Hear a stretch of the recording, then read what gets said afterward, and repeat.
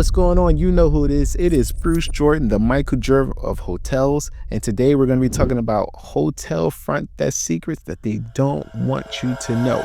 Let's get it. It was prophesied that another Jordan will be born who will be greater than Michael Jordan. But he won't be the MJ of basketball.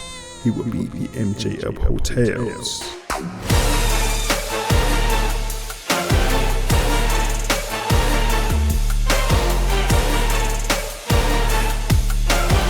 Prophecy fulfilled.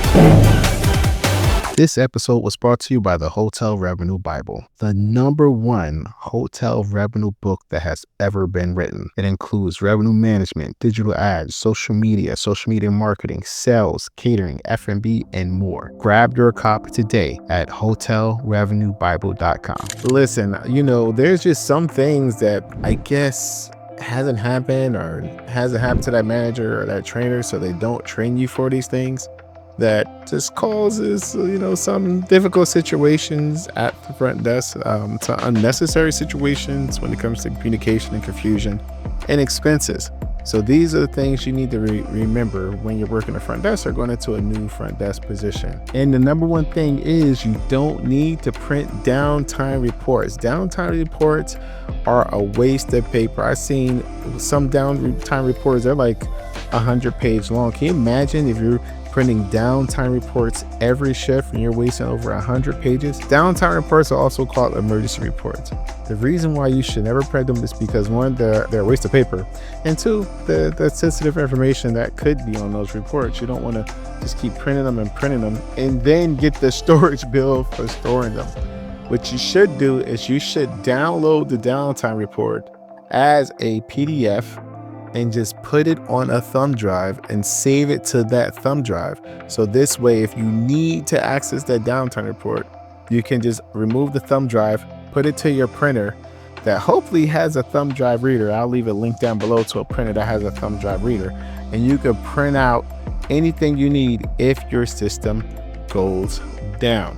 Okay, so stop wasting your paper with downtime reports. #2 is you don't need these Post-it notes. These Post-it notes are robbing you blind. They're costing a lot of money. They're creating a lot of confusion. It makes no sense to have a bunch of Post-it notes all over the place that they're years old. I remember I was just taking over property. We just got the management contract.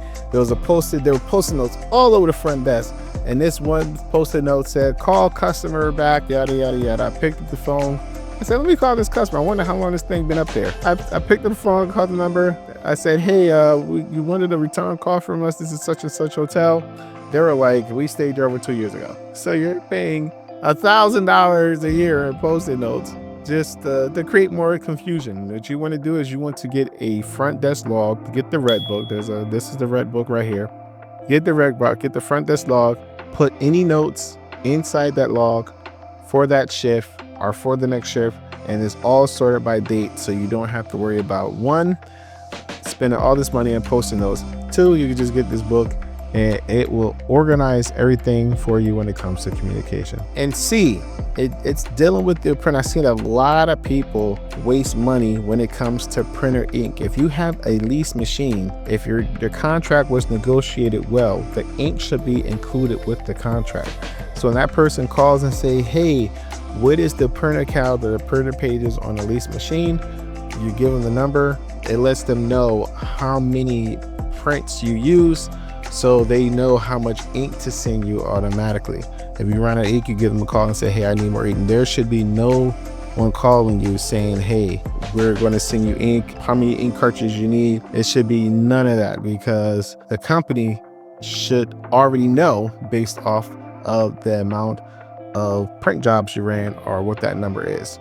So you'll get these scam artists calling you saying, "Hey, we're your printer cartridge supplier. We know you're running out. We know you're running low. We're going to send you 10, 15, 20, and then send you a bill for it." So make sure that is very well known at the front desk and anyone that answers those calls, because I've seen too many scams happen like that. And of course, we have #4 is yes. If someone is calling you on the phone to confirm something, never say yes. You have these scam artists that'll call the front desk and say, is your address, is the name of your business this? And they're like, oh, yes, my name, the front desk agent. Yes. Is your address this? Yes. Is your hotel telephone number this? Front desk agent. Yes. Now they got them on a recorded line saying yes. And then they get a bill in the mail with some supplies that the front desk agent said yes to. Front desk agent didn't say yes to any of it. But the person that was asking them the questions, of course, was asking them yes questions. And of that, and they were recording it, and that's their confirmation to send the hotel $1,000 bill. And by the time the agent figures it out, or the hotel figures it out, it's too late. A lot of hotels are very big, they have a very big operation. So they just get an invoice, they don't know what it is.